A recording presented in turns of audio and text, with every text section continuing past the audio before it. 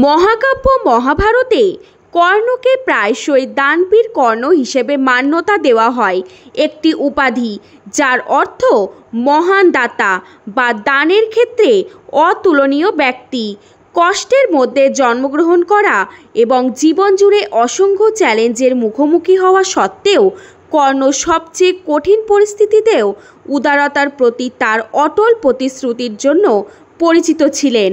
নমস্কার, আমার চ্যানেল মহাত্মা কথায় আপনাদের সবাইকে স্বাগত। আজ আমরা কর্ণের উদারতার একটি কাহিনী আপনাদের সামনে তুলে ধরব, যা ধর্মপরায়ণ যুধিষ্ঠিরের উদারতা ও দানশীলতাকেও হার মানাবে এবং প্রমাণ করবে কেন কর্ণকে শ্রেষ্ঠ দানবীর বলা হয়। পাণ্ডবদের মধ্যে জ্যেষ্ঠ যুধিষ্ঠির, যদিও তিনি ধর্মপরায়ণ এবং উদার ছিলেন, তবু তাকে কখনো দানবীর উপাধি দেওয়া হয়নি। এই স্বীকৃতি পেয়েছেন একমাত্র কর্ণ। এই পার্থক্য তৃতীয় পাণ্ডব অর্জুনকে বিভ্রান্ত করেছিল, যাকে সর্বশ্রেষ্ঠ তীরন্দাজও বলা হতো।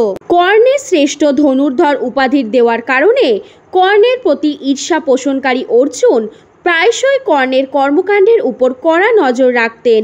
একদিন কৌতূহল দমন করতে না পেরে অর্জুন তার সবচেয়ে ভালো বন্ধু এবং পরামর্শদাতা কৃষ্ণকে জিজ্ঞাসা করলেন, কেন কর্ণকে দানবীর হিসেবে সম্মানিত করা হয়, অথচ তার নিজের বড় ভাই যুধিষ্ঠির, যিনি কখনো অন্যদের সাহায্য করতে দ্বিধা করতেন না, তাকে কেন একই সম্মান দেওয়া হয় না। তিনি উল্লেখ করেন যে যুধিষ্ঠির সর্বদা তার সাধ্যের মধ্যে দানশীল ছিলেন। অর্জুনের প্রশ্নের উত্তর দিতে এবং তার সন্দেহ দূর করতে কৃষ্ণ তাকে একটি মূল্যবান শিক্ষা দেওয়ার সিদ্ধান্ত নেন। তিনি পরামর্শ দেন যে তারা উভয়েই দরিদ্র সাধুদের ছদ্মবেশে যুধিষ্ঠির এবং কর্ণের বাড়িতে যাবেন। এই সময় ছিল বর্ষাকাল এবং আকাশ থেকে মুষলধারে বৃষ্টি শুরু হলো। বিনয়ী সাধুদের সাথে কৃষ্ণ এবং অর্জুন প্রথমে যুধিষ্ঠিরের বাড়িতে যান। তারা তার কাছে শুকনো চন্দন কাঠ চেয়েছিলেন একটি পবিত্র যজ্ঞের জন্য। যুধিষ্ঠির সাহায্য করতে ইচ্ছুক হলেও ব্যাখ্যা করেছিলেন যে প্রবল বৃষ্টির কারণে সমস্ত চন্দন কাঠ ভিজে গেছে এবং তিনি তাদের অনুরোধ পূরণ করতে পারলেন না। তিনি দয়া করে তাদের বৃষ্টির পরে ফিরে আসতে বললেন, যখন তিনি তাদের প্রয়োজনীয় শুকনো চন্দন কাঠ সরবরাহ করতে সক্ষম হবেন। এরপর কৃষ্ণ এবং অর্জুন কর্ণের বাড়িতে গেলেন একই অনুরোধ করে শুকনো চন্দন কাঠের জন্য।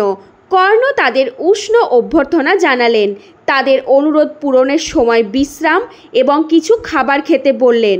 অর্জুন সন্দেহ প্রকাশ করলেন, ভাবলেন যে এত ভারী বৃষ্টির মধ্যে কর্ণ কিভাবে শুকনো চন্দন কাঠ খুঁজে পাবেন।